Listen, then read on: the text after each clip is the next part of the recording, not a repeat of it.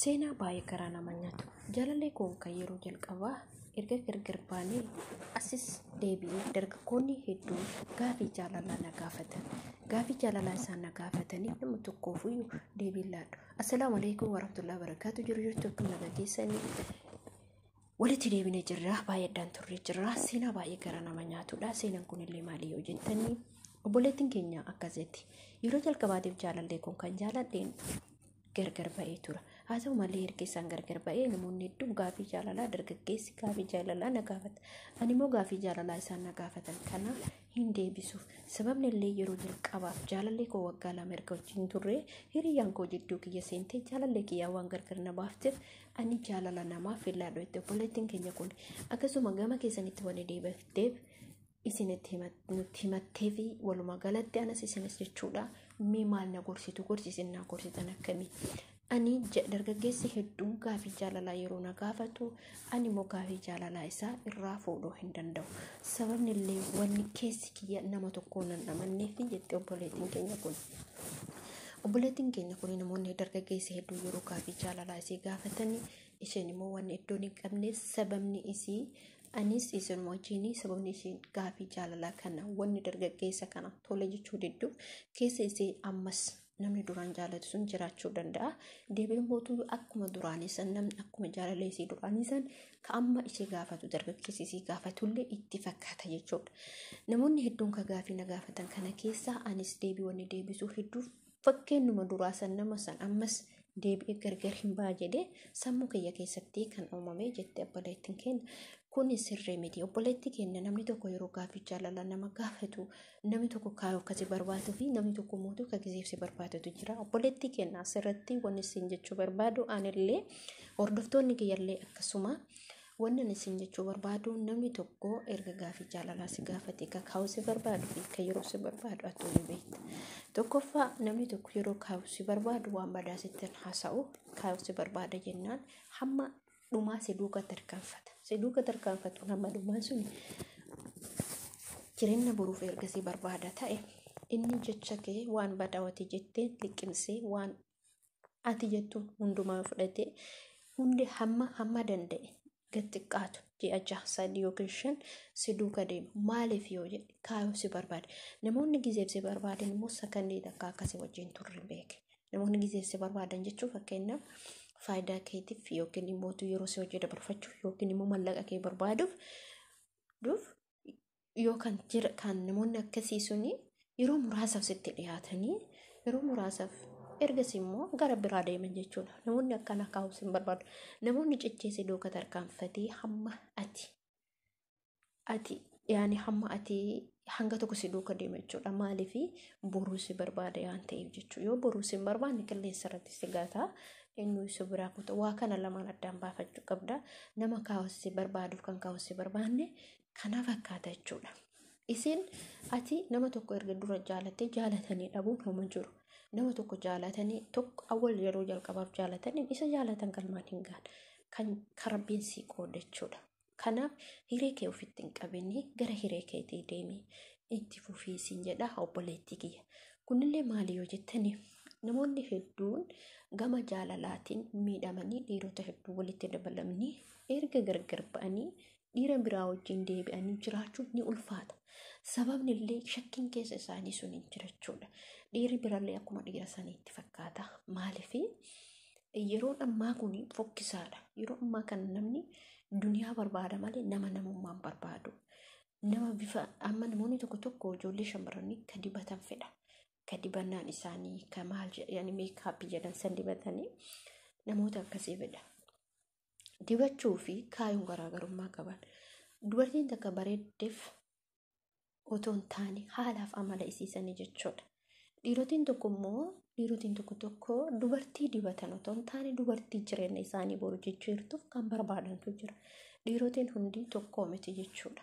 Kanaaf jechuudha obboleettii kennaa nutis gorsinu ati nama tokko erga dhabdee innis carraa isaa makkoor rabbi isaa haa baasu illee rabbiin carraa keessee haa baasu sin jedha. Maaliif hoo jette hamma nama yookiin tarii ati nama sanitti deebi'uus taatuufis namni sun jireenya ofii jaarrachuu danda'a atiin beektu jechuudha. Yookiin beekuu dandeetta. Kanaaf jireenya kee dhaabanii jireenya dhaab itti fufee namoota gaafii jaalalaa si gaafatan hundumti gaafii jaalalaa si gaafate hundaan si jaaladhan jettu. Isaan keessaa yoo namni 10 si gaafate yoo namni 100 si gaafate dubartiin takka qofa tolti. Dubartiin dhiira tokko qofa duuka tarkaanfatti malee dhiira hedduu akka dhiirotaa dubartii nama 4tti heerumuu hin dandeettu. Kanaaf jechuudha obboleettii tiyyaa atillee rabbiin waan darbee of duuba deebitee yaadini kallattiin kee fuuldura waan ta'e of fuuldura yaadii siin jedha obboleettiin tiyya. Kuni maali yoo jettee namni tokko gaafa of duuba yaade of duubatti deebi'a. Gaafa of dura yaade immoo of dura jechuudha. Kaayyoon kee of dura itti ifatti deemta malee dukkanatti hin deemtu. Gaafa waanuma kaleessa darbesan har'allee yoo kakaaftu ta'e waan dheengadda darbesan har'as yoo ka yaaddu ta'e waan waggaa meeqa har'as yoo ka yaaddu ta'e inni kufta jechuudha. Maaliif hojimmaan ati hojjettu sun si harkaa kufa. Maaliif ati yaadni kee waan nama sun tokkicha ta'eef jechuudha. Kanaaf obboleettii tiyyaa rabbi waan ati yaadde hundumaa siif haa yaadu. Hojiin kee fuuldurri kee bal'aadha waan ta'eef fuuldurri kee ifaa rabbiin umrii si haa dheeressu. Hiree kee si dhufaa jirtu ofitti hin qabin. Hiree kee si banamaa jirtu ofitti hin qabin. Itti fufii hin dhaabin hiree keetii. Rabbiin immoo nama khayrii qabu nama aqlii nama diinii rabbii qabu rabbiin sitti haa qabu obboleettii keessan jechuu barbaada. Kanaaf jechuudha obboleettii kee wanni sitti dhaamachuu akkasuma mootuyyuu namoonni hedduu waa'ee kana cinqamtanii akkamitti nama biraatitti dabalamna namoonni hedduun baqaan jiraa miti gama jaalalaatiin miidhamanii cinqaman hedduutu jiru. Ijoolleen qaaman beenutu jira. Ijoolleen qaaman beenetu jira. Mucaa tokkotu yeroo garistii banatu seenaa isii dheeradha. Nama waggaachaa wajjin jiraatte namni jidduu seenee gargar baasee seenaa kana inshallah viidiyootti isinii jijjiira.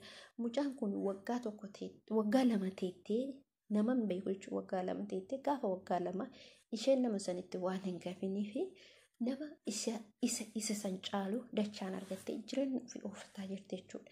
Jireenyi isii kun otoo nama sanitti gaggeessu ta'e jireenya dukkanaa keessa seente. Ijoolleen shamarranii dhiironni tokko yeroo gaafii jaalalaa sin gaafatan dhiiratti hin gaffina. Dhiirri suni kakaa'uu deemutu jira waan ta'eef nama kaasee barbaade duuka tarkaa'u. Nama namummaa isaati malee bareedumsa isaati miti. Namni kan jaalatamuun namummaa isaati.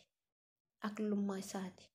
Nama akkamii akka ta'e malee gaafa bifaan jaalatte namoonni hedduu jira namni bifaan jaalatanii karatti hafan jechuudha. Mucaan sun har'a galma geetti jireenya gaarii jiraachaa jirti. Namni isaan gargar baate sun dadhabbina keessa jira har'a jechuudha. Maaliif yoo jettan dhiirri tokko dubartii cimtuu yoo argateef ni kufa.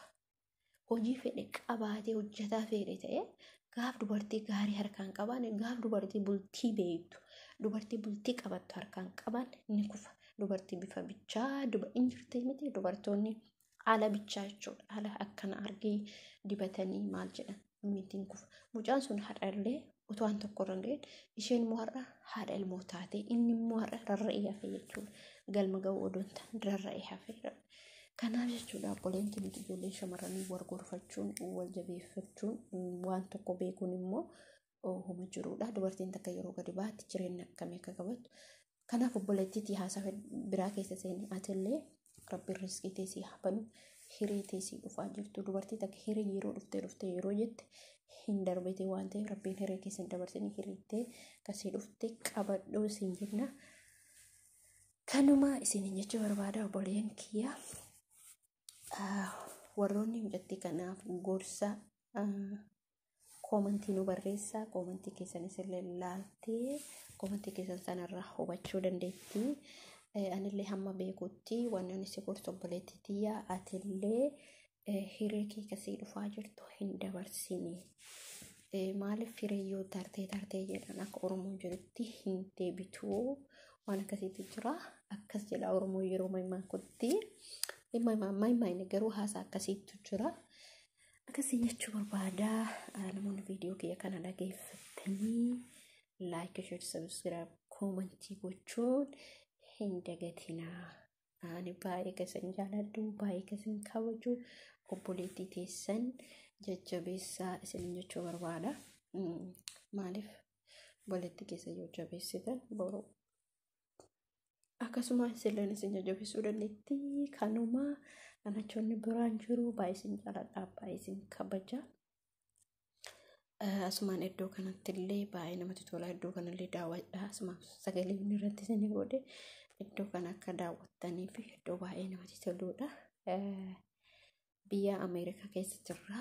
Biyya Ameerikaa kana keessa akkana fakkaataa isinin jechuu barbaada. Namoonni Ameerikaa keessa jirtan koottaa bakka kana tola garuu koottaa isinin jedha. Kanaaf assalamu alaikum warahmatullahi wabarakatuh.